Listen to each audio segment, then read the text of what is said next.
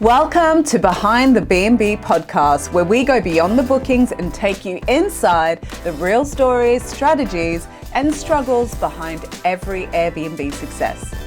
I'm your host, Steph Murphy, and each week we will sit down with real hosts, industry experts, and inspiring guests to uncover what really goes on behind the scenes of short-term rentals. Whether you're just getting started, scaling your property portfolio, or simply love a good story, you'll find practical tips, honest conversations, and a few laughs along the way. So grab a cup of coffee, settle in, and let's go behind the BNB. Hi guys, and welcome to Behind the BNB. I am with Edoardo and Antonia today, and they are from London. Hi guys. Hi Steph, how are you? Hello. Good. How are you guys doing? We are very good, excited to be here. Thank you for having us. Oh, it's such an honor to have you guys on today. I'm so excited to get into this and for people to hear your story of how you got started in Airbnb and the incredible business that you guys have built there in London. But first of all, let's, allow the people to get to know you a little bit. So why don't you tell us a little bit about yourselves and your background? Yeah, well, I'm Edoardo. I'm an Italian osteopath, which for one of you that doesn't know what an osteopath is, it's a chiropractor type of thing. And I moved from Italy to London to do that, and that's my passion.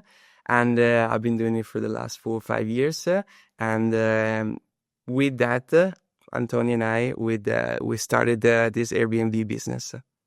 And so my background is in the sustainable regenerative fashion, and also I do mindset coaching.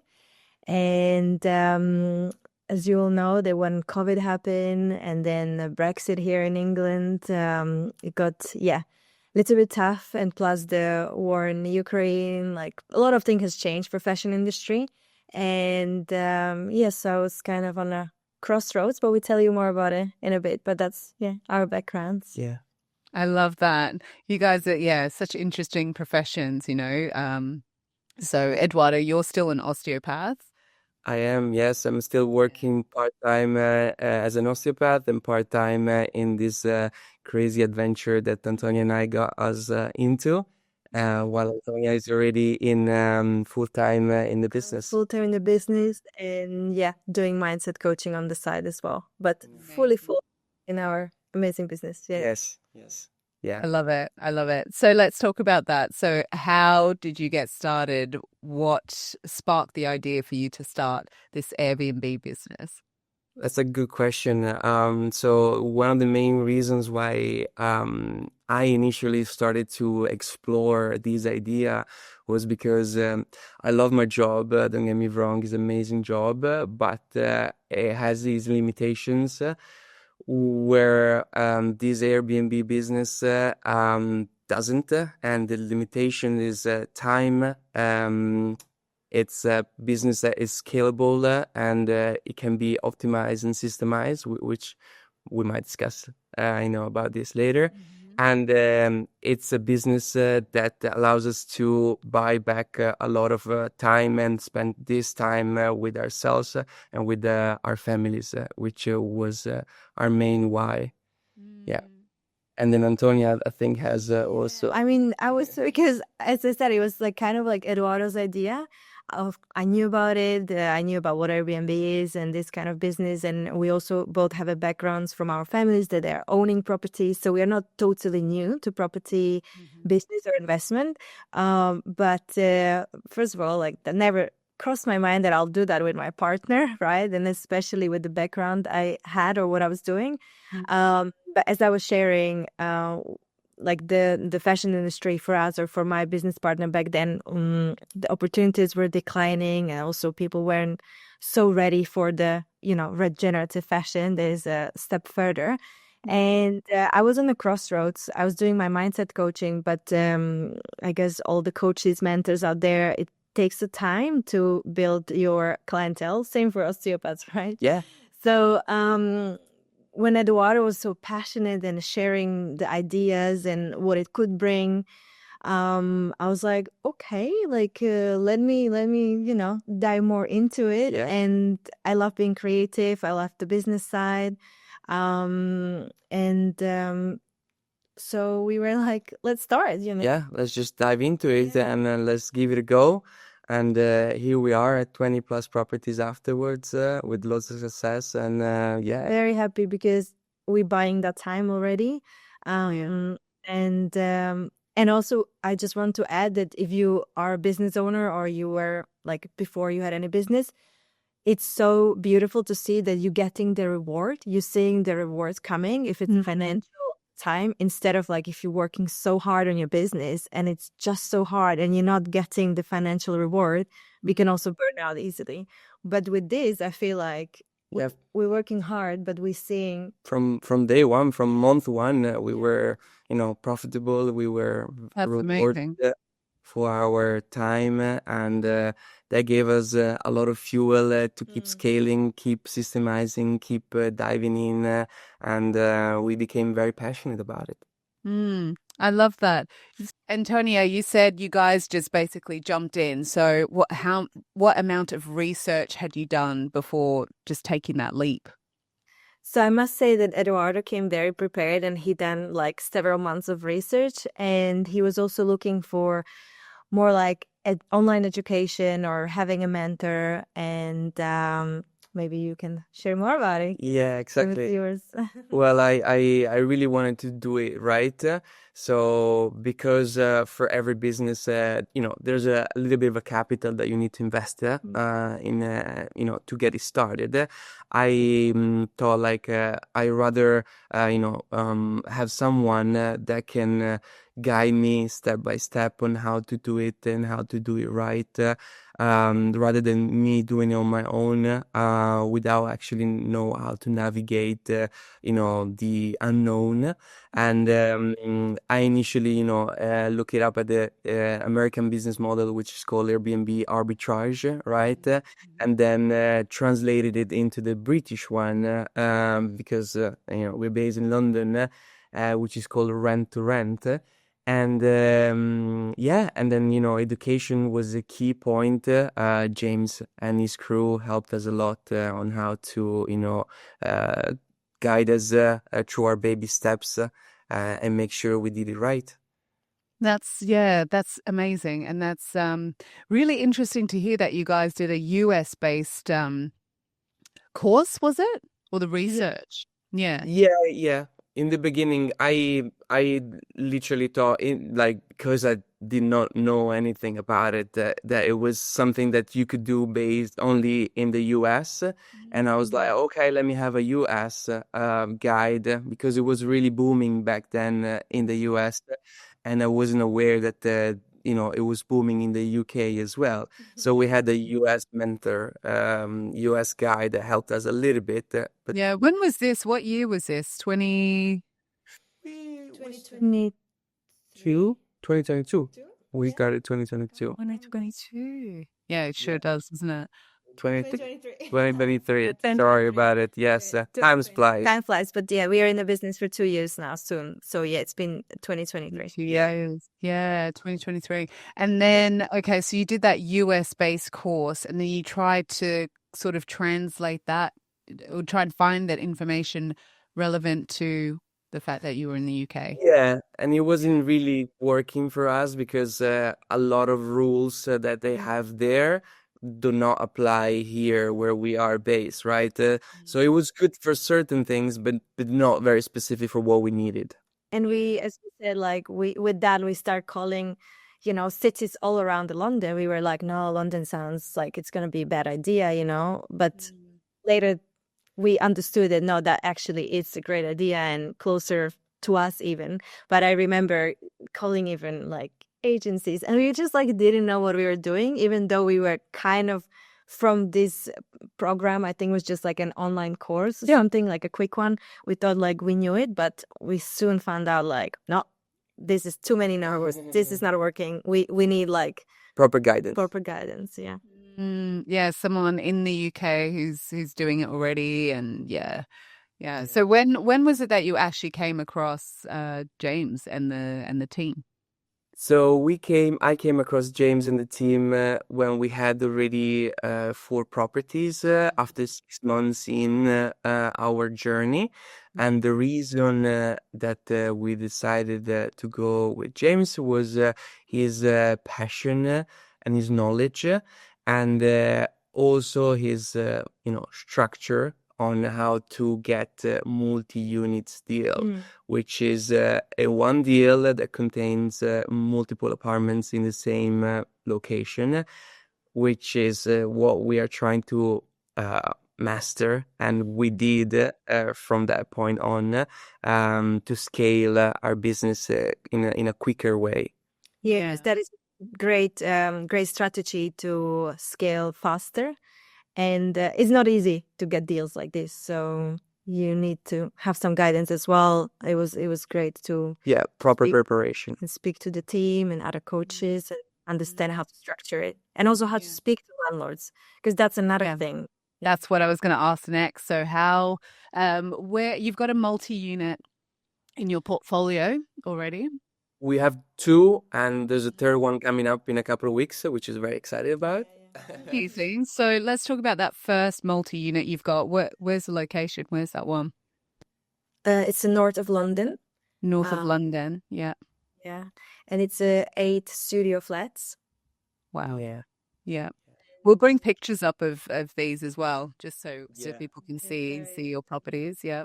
We're very happy with them. Like there were lots of sweat and tears, as they said, like literally, right? Because we were preparing all of them at the same time. We had some help, but it was a lot of work. A lot of work, but it was worth it. It's actually now a year in since we launched that blog, and it gave us a lot of joys.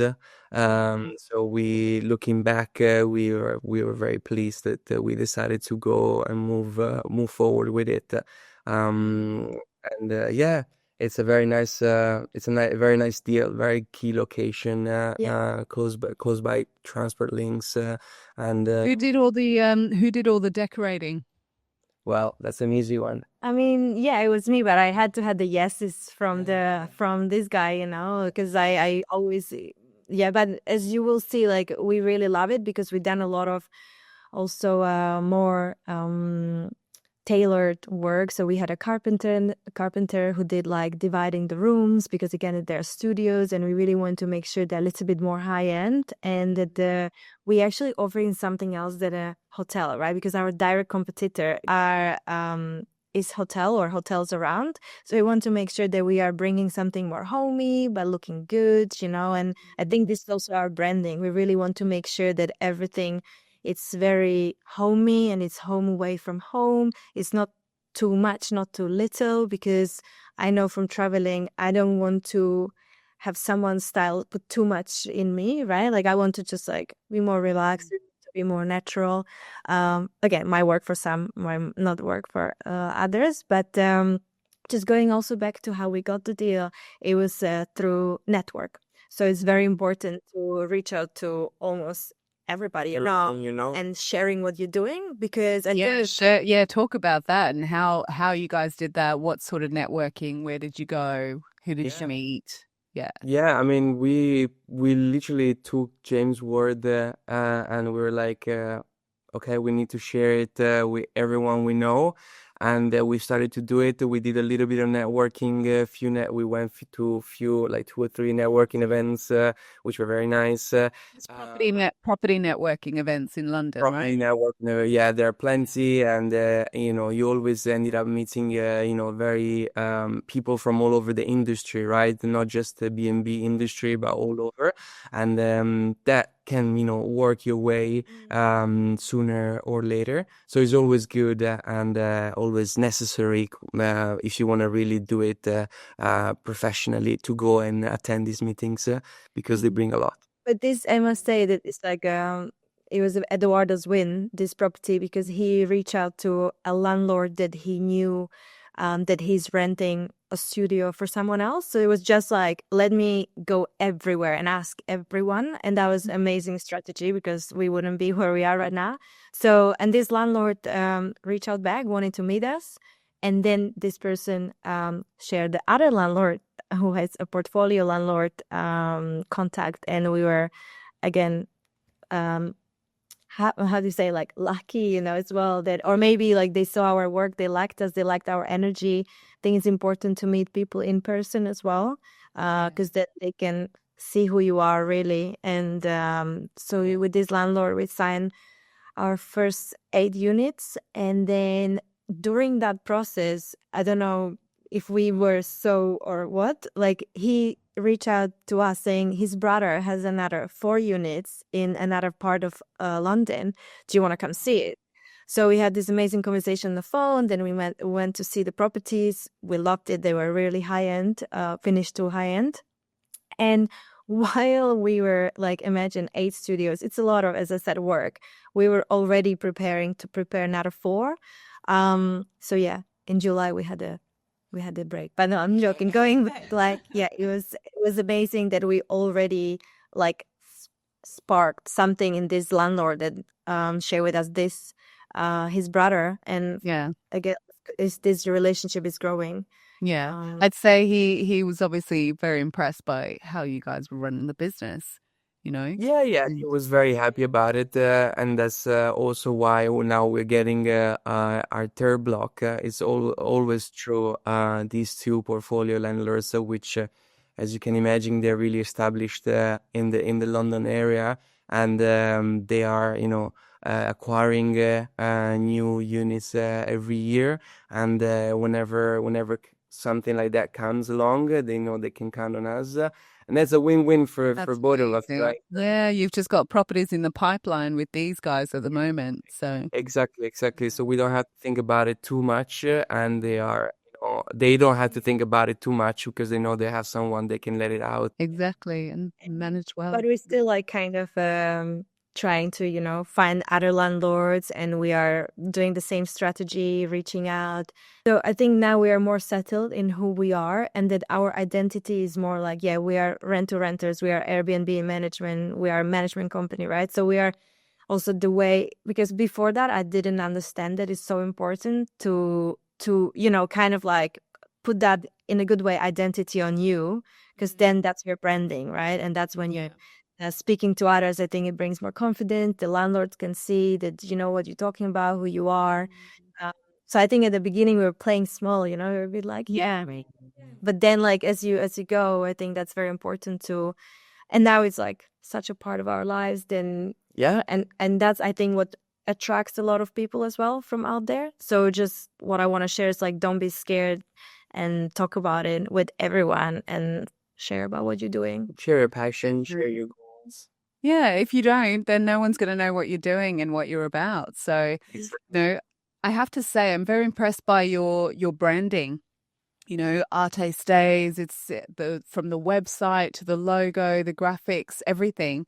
How did that come about? Like, and even the name. Like, where's the name from? You know, that would be totally cool to talk about. That's a very funny story. We can share it. Are you happy to share that? I didn't even prepare you guys for this one, but It's a cute story, realizing later what that word means in every language, you know? So it has two meanings. The meaning arte. It's the Italian way to say art in English. So we wanted to have it in Italian because you know that's my background. Also, it has you know, a very cute little story coming from Antonia's background, because Arte used to be the name of her first dog, and which was she was very, you know, attached to. So we said like, okay, this has a meaning, deep meaning, and we want to go for it. And Yeah, and also like we are trying all of our properties, like has a lot of art, you know, like either it's posters or like canvas or like more beautiful art. And that's what we maybe even in the future want to do more of, you know, maybe put like young artists or artists, and if people like it, they can buy it, you know. But like the art, I mean, I'm very attached to art. Yeah, I love it. I can tell. I love that one behind you guys. Exactly, exactly. That's one of many. And yes, that's how we came to the name, and then the branding. We are very, very, very, very lucky and grateful if he's listening. Our friends, who is amazing graphic designer, and Shout out to him. What's his name?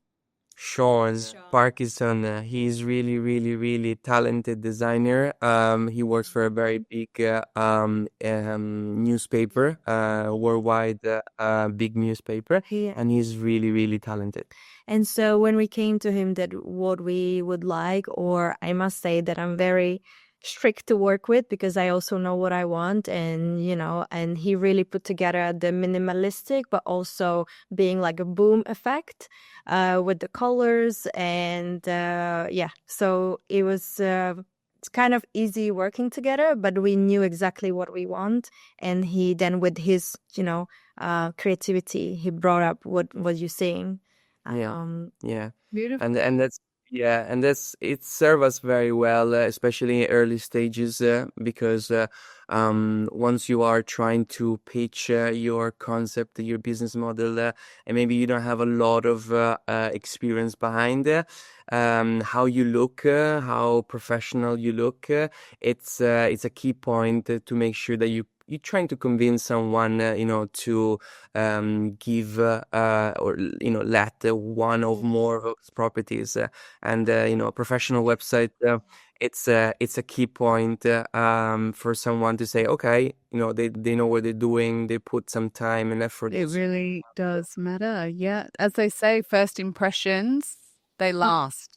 So yeah, I'm glad you touched on that because yeah, people who are starting out sometimes may not always think about these things, but it's sometimes the small things that matter the most. So do your hair, do your makeup if you're a woman, dress in a suit, dress up, look smart, know what you're, as you said, you're very comfortable and confident in your brand and your company, and you know exactly where you stand. So it's getting clarity on the vision for your business, right? And then as soon as you know that, how are you'll be able to convince a landlord or an agent to work with you for sure when you exude that confidence. Yeah, exactly. You really need to like go there prepared and know that you've done your homework. You know where these landlords are coming from, their pain points, their so needs. that you can touch on them and share the value and make sure that you can help them out.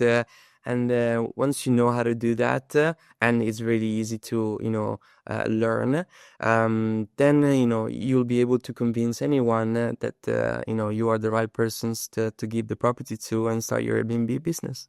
That's great. That's brilliant. So you guys, you talk about the multi-unit model. Is that more your focus at the moment, and that's what you're happy to keep working towards?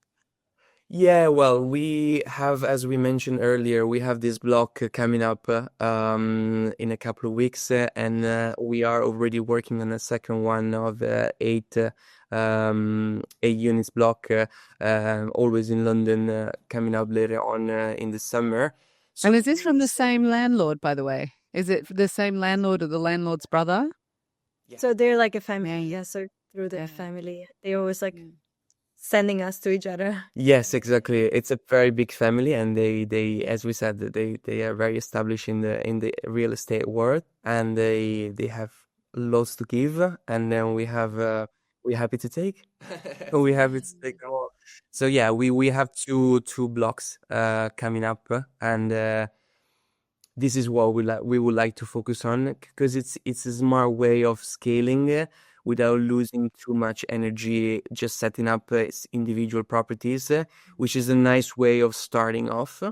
But once you want to do it, I would say to a medium slash big scale, then you really want to make sure that you are launching more units at once, and then make sure you systemize it before you start and get into the next one. That's really, really good advice there.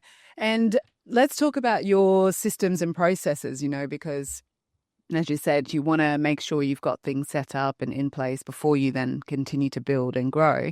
So can you share some of the most important systems and processes you guys have put in place to manage these multiple units? Yeah, of course. So, I mean, from very early, we started to have a channel manager. I think that's the very, very important thing, that so you don't miss a booking or you don't, overbooked or do. For those who have no idea what a channel manager is, do you mind explaining it like in a few words? Yeah. In a few words, it's a tool that helps you to combine all the bookings from all the platforms, and also can possibly send the price of the property, can also add some percentage if you want to, different platforms to have different prices. It even might help you to do monthly reports. It's a very great tool. The brain. The brain, yeah, also does automatic messages if you like. There's a lot of great things and a lot of different central management system for the entire business, basically. Yes, exactly right. The central management system. And what system do you use, by the way? We use Uplisting at the moment, and we're very happy with it. And for now, we will stick with it. Maybe in the future, when the time is right, maybe we'll change it. But as for now, we're very happy with it. And so the other systems or other softwares we're using, it's the pricing tools, Price Labs. Yeah.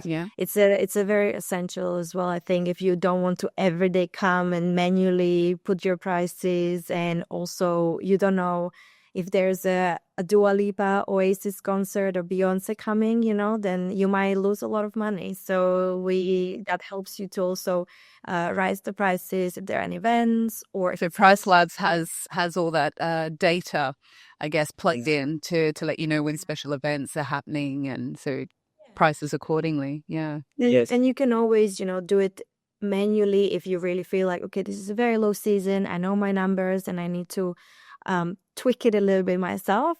But once the system start learning and more you on the system, so for example, now it's been almost 2 years, some of the properties we're not even touching. Like the system beautifully knows what it's supposed to do. That's great. And then other softwares we are using Breezeway. I don't know. I've not heard of that one. Yeah, what's that one? Spell it. So Breezeway is a system that we decided to go with for to keep data and to keep to be ahead of all the maintenance and cleaning tasks, because as everyone can imagine, once you have properties, you need to clean these properties, and you need to make sure that you're doing it right. And also sometimes the property can get damaged, a piece of furniture can get scratched or broken. So you really need to make sure that you are handling these little situations in a efficient way. And this software, Breezeway, allows us to coordinate all the tasks from the cleaning turnovers to the guest, if there's a guest complaining about something, it canalizes everything into one brain so that we have a clear image of how the properties are handling the situation. That's brilliant. So does it plug into the channel manager, or is it a separate system? Yeah. It's synced. And it can help you again. Some people use companies for cleaning. We decided to go after like a 1 year working with a company. We really decided that we were overpaying, and we were really wanted to make sure that our cash flow is growing instead of like stagnating. So we decided to have our own cleaners. So we have our own cleaning team now of 10, plus we have head of cleaners. So that's also important, that it was part of our systemizing, that we made sure that we have people on top of people. Yes, the Breezeway also help you to give those tasks to cleaners through the app. So, and it's in their own language, so it's amazing, What? Yeah. Oh, okay. Yeah. And how do they find the app? They enjoy it. It works really well for them. Yeah, It's for you. yeah, it's nice. I mean, Easy. it's especially just for the language feature that it offers. It's just a game changer because a lot of cleaners, they're not, their English is not the best. So My first language, yeah. exactly, and they are coming from all over the world, and knowing that they can just read the task in their own language and answer in their own language, and we will receive that answer in English. It's just a game changer for us, and it helps us a lot to smooth processes and understand, and also avoid misunderstanding between us and them, which sometimes can happen. Yeah, and you don't want that. You want to keep your cleaners happy at all times. Exactly. Yeah. And then, and so what I want to add on that, it's because it's plugged to a channel manager, it can help you to track your linen, when do you need to do the laundry. If you have a certain, for example, we have 4 sets in each property. So let's say, because it's plug-in, it shows you, this is the 3rd stay, you need to order a laundry man to come pick it up. So it has quite cool features. Yeah. And so the other things we've done to systemize as well, as a lot of James coaches and everybody always suggest to have VAs to have assistants. Yes. So we Big part. that was a big part. So now we have 4 that they are changing between morning and afternoon, evening, because we found out that having someone during the day, it's amazing. But then, from 4 p.m., it's me, and it was a lot of work. So now we have someone for the evenings as well.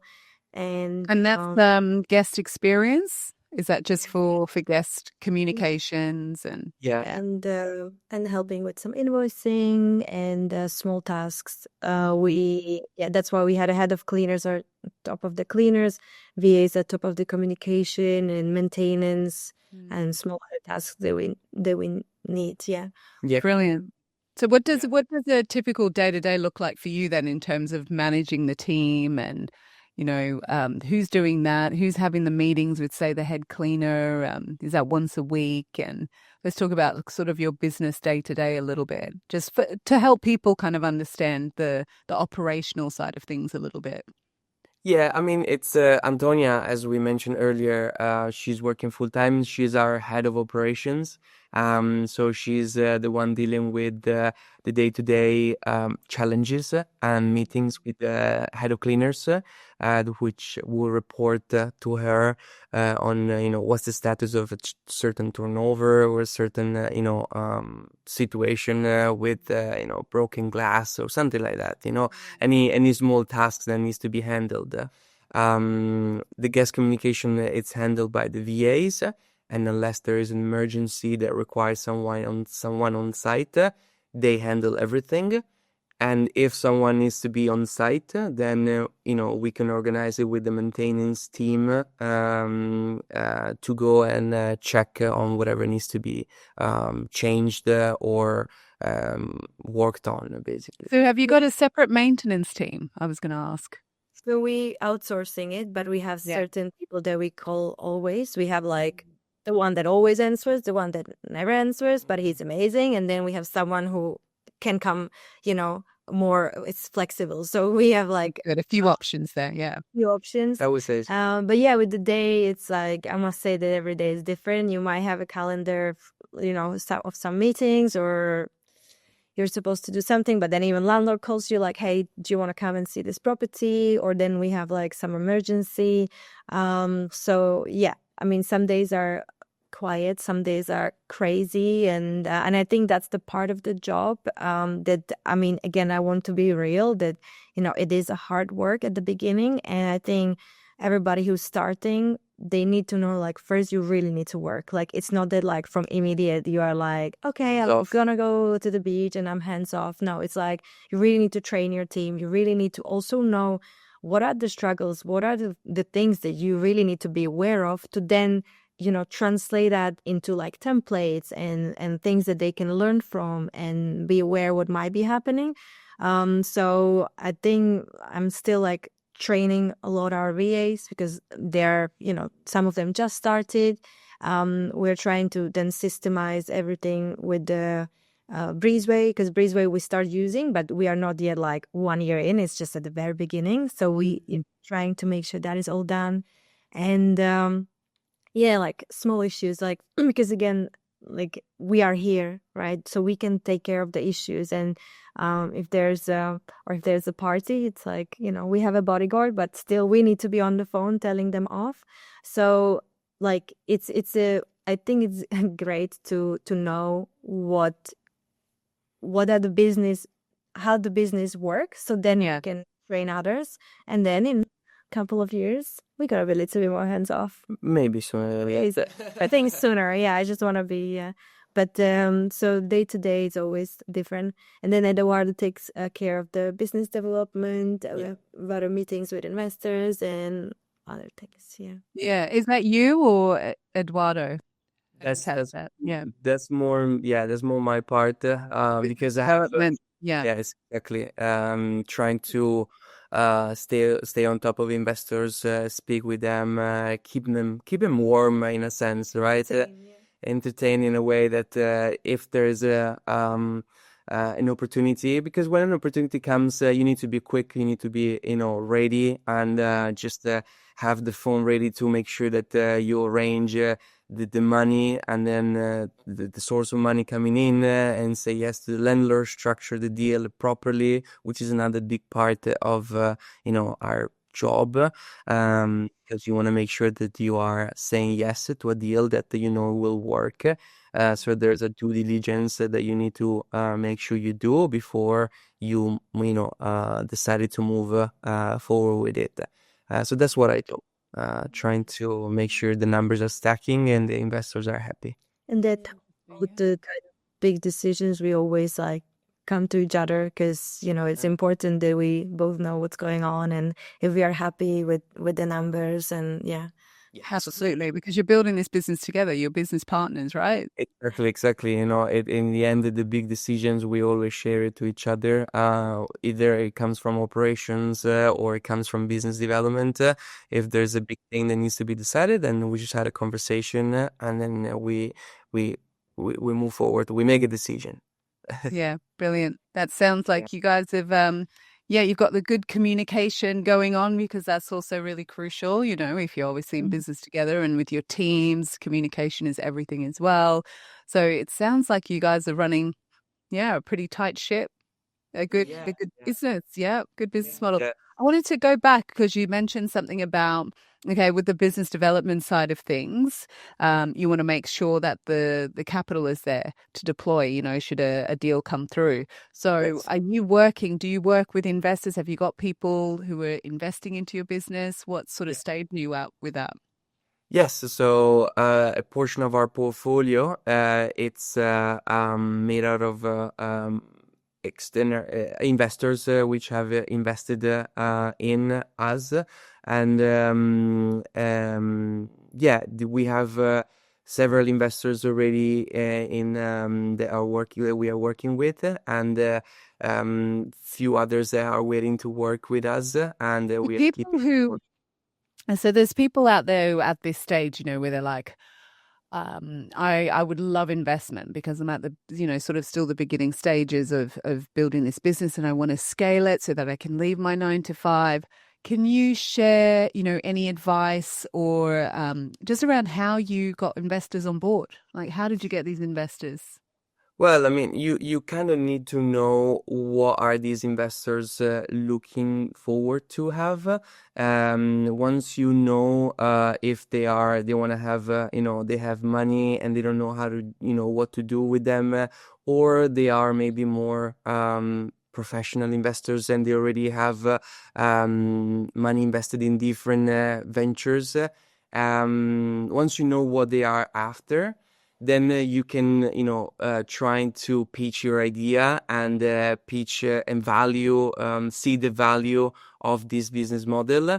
And this business model for investor, it's a juicy one. Meaning, like it's one business model that it works very well because it gives you a return on investment that is a lot higher than typical investment strategies. So where are you meeting these potential investors? Is it just through relationship, networking? So that's what, yeah, as we said earlier, it's like speaking about what you're doing, even like, let's say, could be even like first like friends, family, and also people at networking events, but even really sharing, I think that really helped, because we've never like, I think that's it. That's the beauty of selling in general. Like, you should sell without selling, right? So you just kind of inspiring others, like, or like make them feel like, oh wow, what they're doing. Oh really? You can get investment that fast, or this is how it's working for you guys. So I think it's rather just sharing our stories and what we accomplished or what we are about to accomplish, and kind of like get them in. So we also so our investors are mostly people that they heard about our stories, they heard about what we are doing and how we're doing, or then it's someone who we knew and then they send us to us. Word of mouth, very, very powerful. Yes. Yeah. So, but that's, yeah, I think how we've done so far, all of our investors and even the future ones who wants to work with us, they were really like, oh, like, can I invest? So, I mean, and that when someone says that, you're like, okay, I got this wrong. I know maybe how to communicate what we're doing. But again, beauty in investing really in this business is that the return is fast, and if you got the right deal. So also, that's what I was saying, is so important to do your numbers. It's so important to possibly speak to your mentor, as we had, you know, at the beginning, like we've been given an amazing spreadsheet that we can put the numbers in and make sure that we are on the right track, and then prepare a nice presentation. If you know, our landlords are not living close to us, we couldn't meet them in person, so it's more on Zoom. And I think that's it. Yeah. That's it. That's mostly how we do it. Yeah, Yeah. that's brilliant. Yeah. So there you have it for anyone watching this, how you get investors, you know, make sure that you build a quality. I think what you guys have done is high end and very quality, and it speaks volumes, you know. People, you're known by, you know, what you produce. There's a saying that goes, you're known by your fruit. You know, and that is basically what you're putting out there. You know, like you said, you talk about it, but it's also, you look at your website. And I will say, I'm so impressed. It's just clean. It's so professional. These are things that matter, you know, because we're talking about building a business. So you've got to consider all these things that matter. So your website, it's your social media, even what you've got on your Instagram. You know, I obviously stalked you a little bit. I was like, hey, let me have a look a bit more into what Artè Stays are doing. And I have to say, there was a video on there that I think maybe Antonia, it was your voice. It had to be your voiceover talking about a restaurant that is within walking distance. I think it was like Angelina. And yeah, guys, well, go. That is, you know, let's talk a little bit about marketing and how important that is, you know, for your Airbnbs. You know, I think you could have a lot to share on that and advice to give. I know it wasn't in the questions, but just coming to mind, I think you guys are very good at what you do. And so, you know, where did these ideas spark from? You know, you are already a creative, but doing videos like that, you know, for people who are already running some Airbnbs, it's you know, inspiring, and it's something that they could probably take on board. So, you know, where does that come from? Yeah, so I think for me it's very important to, because I'm mostly part of the guest communication as well, or I train our VAs, and I look at it as what if this person is coming the very first time to London, and maybe the only time in London, maybe they're celebrating birthday, maybe they just, you know, saved money and they came. So I really want to make sure, we want to really make sure, as we were saying at the beginning, to create that atmosphere that since you stepped inside, you feel home, but then you feel very supported by your host. And I think that's what people loved. People love being taken care of, being shown that you are there for them. So this is just like an extra layer that we also like to give them guides, you know, like what is it in the area? Where can you go? What are the attractions? What are the restaurants? What bars? And that's like what Hiddenly does. You send them, you know, your guides from the Instagram, so they also see a bit of your brand. Maybe they follow you, maybe they come back. We have lots of people there coming back. Also, for you one. That's great. Yeah, so that was partially where I was coming from, to really have a strong 360 strategy and have a 360 brand. Also, I think it comes back to, when you are running Airbnb, you want to have 5 stars. And there are the things I sometimes call more down, because I'm so into having a great feedback and having those 5 stars. Of course, you can get 4 and 3, maybe, something has broke and there's nothing in your control, or just you will meet guests that they never ever in their life gave 5, and that's all fine. But if you can control it, and whatever is in your control, like as it's communication, we sending automated messages that they are very friendly and very like normal. They don't look like a computer made, because that, I think, it's Or ChatGPT generated.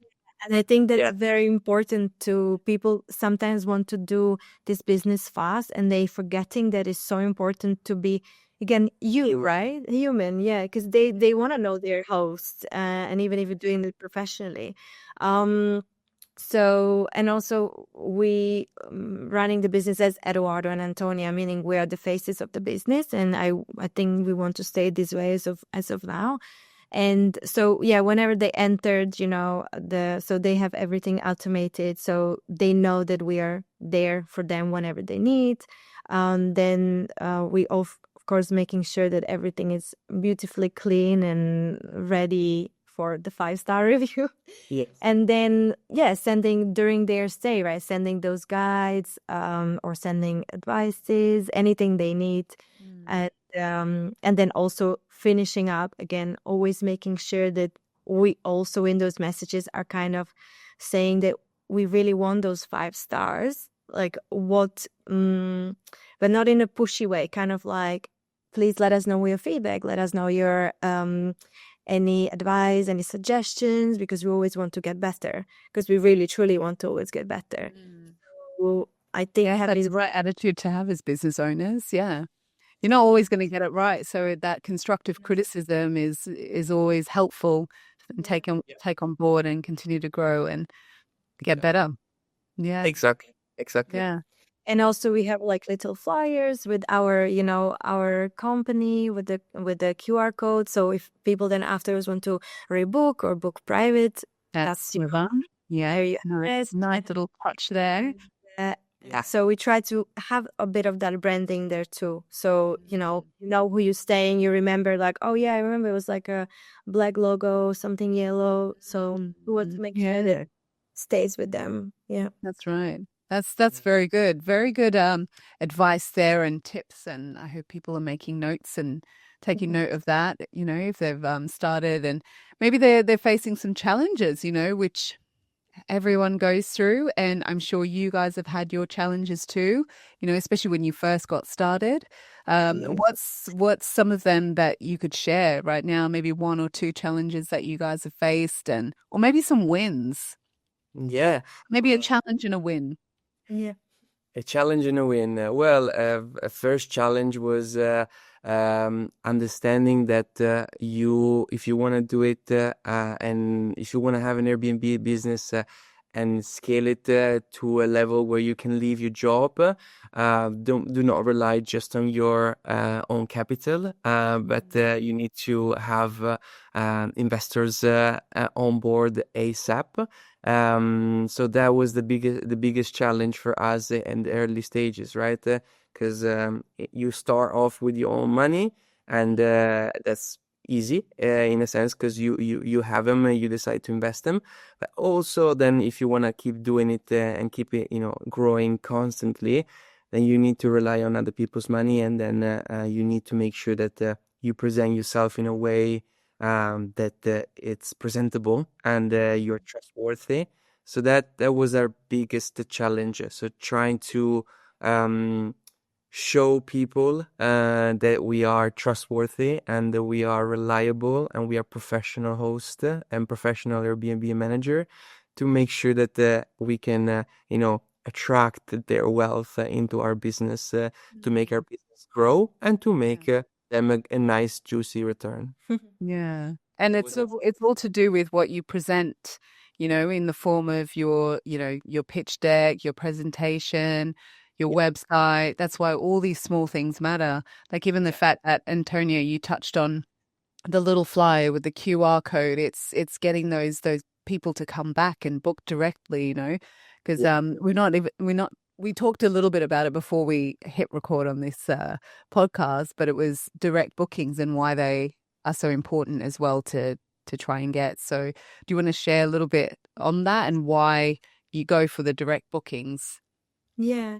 So as we said as well in London, there are some cities, I think in Europe, maybe, I don't know if overseas, but you have certain rules. I think we have here like the 90-day rule. The restriction. So you need to be creative and how you managing that.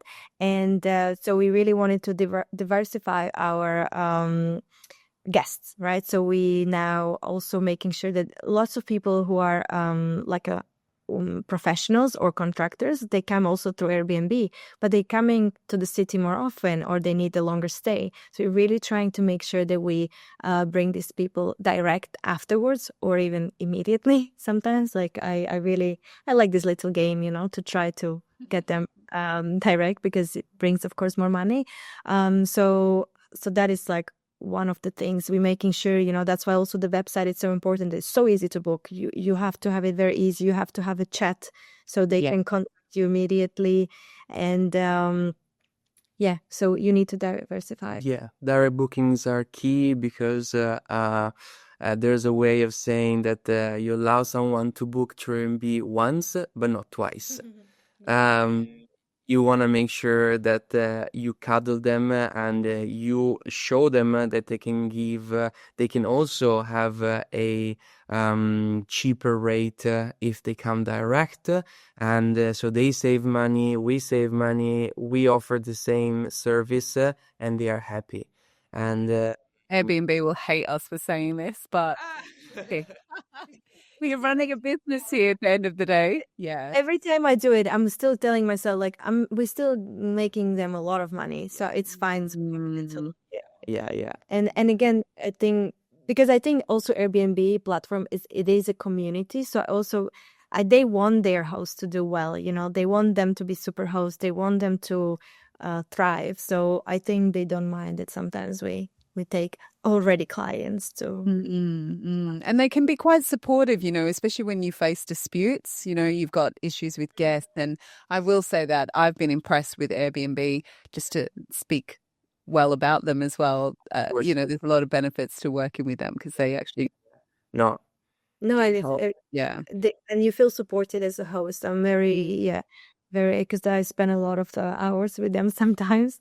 But they try to solve things quick and supportive. Yeah. And they protect both parties, the guest and they protect also the host in case there is a situation that needs to be sorted. So we are very pleased, very happy, and good. Very grateful. But at the end of the day, like I said, you are running a business and you got to consider, your profit and loss. You got to look at what you're making and, where you can actually potentially increase the profit. Yeah, exactly. It's all about margins. You want to know your numbers. And especially low season, I think it's a great strategy to get someone for a longer stay if there's a lower season. So that's what we're trying to do always, to try to, maybe open it or have some rules that you only can book for 28 days or longer, but far in advance, meaning that we can make sure that the low season months are booked and we're happy and everybody's happy. Yeah, that's right. You need an alternate strategy, in the winter months, and so that's where direct bookings is key. Yeah, definitely. That's great. So, okay. I thought that was such great. You guys threw in so much gold in there as well. Like there's just so much advice given even in the challenges that you're sharing and the wins. Actually, biggest win that you've had so far, what would you say it is? Well, I think the biggest win looking back is just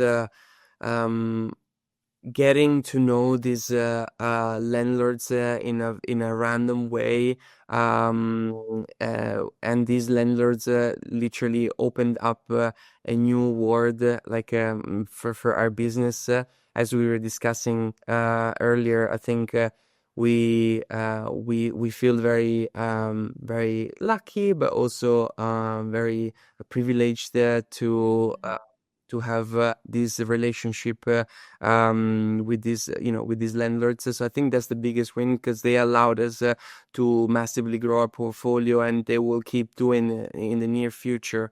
Yeah, that is already has a big impact in our lives. Antonia, through that, is working full time. I'm soon to be full time there as I was well. going to ask that next. Sort of, yeah. What's the plans for you, Eduardo? You know, Yeah, you're willing to be in the business full time. yeah, I like that. I'm transitioning already, probably within the end of the year. Oh, that's exciting. Yes, we have a deadline already started to sell my other business, so that someone else can take care of it, and I can focus just on the B&B. And this is your osteopath business. Exactly. Yeah. I'm started the process of selling my clinic, and which will take few months, and it will give me as time to organize and properly set my position full time in the business, which also will be very beneficial, because it will offload Antonia from different tasks, and make sure that we have a better work-life balance. But also, like, just add to that that people might have different strategies, and of course, Eduardo could have already came to the business, but we want to make sure that we have the VAs, we have the head of cleaners, we have great softwares, we have, we are also making sure, that we are accumulating more money, maybe for later investments. So there is some sort of strategy that we are trying to follow, and it's maybe makes us work harder or more.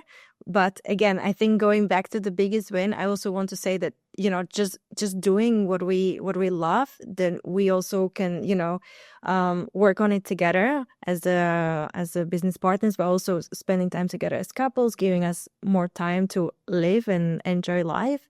And then again, the biggest win for me is always like we keep showing up. We decided, and we even because there are hard times, or like the good hard times, as we're saying, they were setting up and right after setting up 4 2-bedrooms was like a lot of work, but we keep showing up and It's the short-term sacrifices now that you're making for that long-term gain. So, whatever your goals are and dreams are, and retire in Italy across from the water, or Yeah, exactly. I mean, you touch a good point, right? We love London, but ultimately, we both are very attached to the nature. We grew up. Antonia's from Slovakia, which is a very beautiful country full of nature.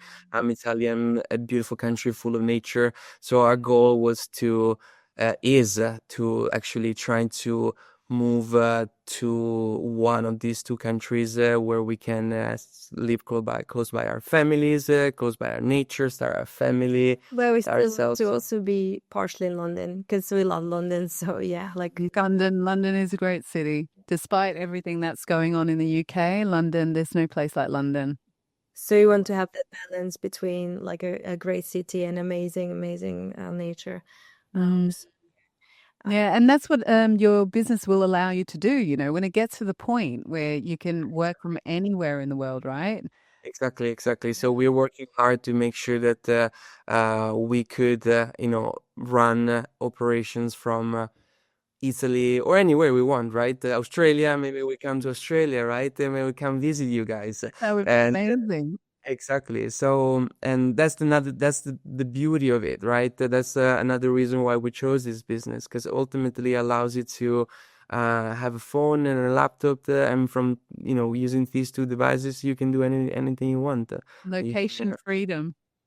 Yes, which is like at this stage in history, it's like it's amazing.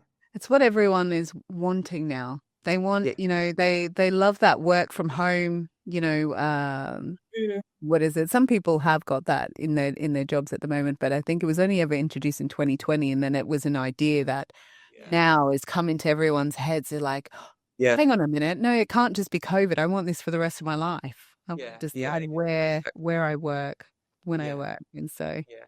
yeah, But also really, you have seasons, yeah. Also, I guess when you run your own business, you have seasons where you decided that you want to work 15 hours a week, and then the rest you can enjoy it because you already have people in London doing what they're supposed to do, and you just double checking on them, and then you have a lot more time for yourself. So that's ultimately the goal, isn't it? yeah, yeah, and we're experiencing that. Yeah, we're trying. So because, and then it goes just back to everything, like slowly trying what do you want your future be like, right? So having that team, giving salaries, traveling and working, and because, and we think that is for us because it's not for everybody. Okay. And I think we should not judge if someone just wants to be in one place and Have his no. and has office and work from office, because that's also amazing.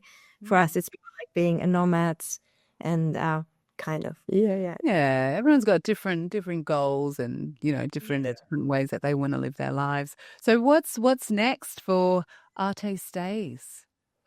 Well, I mean, I think the next steps, as for now, we want to double, by the end of the year, we want to double our cash flow.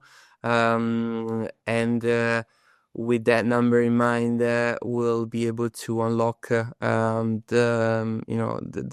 the fact that I can be, working full time. And that's our biggest goal of the year. And I think the other step is going to be us, detaching a little bit from London and, moving back to Italy and maybe traveling a little bit the world, maybe for a couple of years before we can, have a family ourselves. Oh, I love that. Yeah. So, Travel the world first and then have all the babies. Yeah, trying to do that. Then again, life is unpredictable, right? You never know. You never know. Yeah. But that's you make your plans and you just hope, that they will come to pass. Yeah. Exactly. And just to add to that as well, like just making sure that we make the right decision, that we are also saving for other investments and diversifying what we are doing. Yeah, exactly. I Very mean, important. a big portion of it is that, this business has a lot of great sides, and another good size is that you can collect a large amount of money that you can invest then in properties that you own and have assets, which you can run eventually as an Airbnb as well if you want, or you can just have long lets and normal tenants living in. So it allows you to really have the life you want, but also the legacy that you would like to build, and it allows you, if you do it right, to have both of these two factors in a very short amount of time. Yeah, I love that you touched on legacy as well, because it's about what you leave behind too. What impact you can make and the good influence that you can have. And already I think people listening to this will be very inspired by you guys and potentially influenced to just get started, because they look at you guys and think, if they could do it, James and Steph did it, maybe I can actually do this. So, and speaking of we did have a couple of questions, that came in from Instagram. So you want to answer those? Of course. Yeah. So one of the questions, I remember tagging you in it, and I couldn't find it, but it was along the lines of sort of, what advice would you give to someone wanting to start out in this business, or maybe they are getting started? What advice would you give to them? So from our side, looking back, I think the most precious advice that I would give to someone is to get proper education. So to look up for someone like James, for example, that has done it in a very successful way and has a blueprint, a step-by-step guide on how to, launch your first unit, how to market it, how to avoid the rookie mistakes. Because if you get the first unit right, then it opens up a whole world. You feel invincible, and you want to have it. You want to have more and more of these units. You feel you can do it all. So proper education is my piece of advice for anyone who wants to say. Great advice. And for me was never compare yourself to others who have 20 plus properties, for example, but rather get inspired by the journey and create your own journey. I love that. You guys are amazing. Yes. Such great advice, such key, just key principles there as well to, just grab a hold of and be encouraged and inspired by. Antonia, and Edoardo, thank you. You guys have been brilliant. Thank you so much for coming on the show and for sharing. It's just been so good to hear your story of how you started, and just what you're building is incredible. And I'm so excited to just be along for the journey and see what you guys accomplish, even by the end of this year. Yeah. Exactly. Yeah. Well, I mean, first of all, it was an amazing experience for both of us to have a chat with you, Steph. So thank you for the opportunity, and we really hope that we could inspire new people to start this business, because it has changed and it will be changing our lives for the better. So we want to share this message to anyone who is in our situation, or used to be in our situation back then, for them to start as well. I love that. that. Yeah. And if you haven't started and you're listening or watching, that come on, this is your sign. Just go out there, just start. Exactly. Tell them, Antonia. Tell them. It's a call to action. Call to action. This is a call to action. Yes. Yeah. You guys are brilliant. So, if you guys want to book a stay in London, where can people do that? We're going to put your website up. It is artestays.com. Yes. Right? And our Instagram handle as well is Artè Stays. So ARTESTAYS. Yep. Brilliant. Find us. Brilliant. Again, thanks so much, guys. Really appreciate you. All right, this has been Behind the BNB. So thank you for watching or listening, and join us next week for our next guest, who will also share their story of how they got started in the Airbnb space. So stay tuned for that.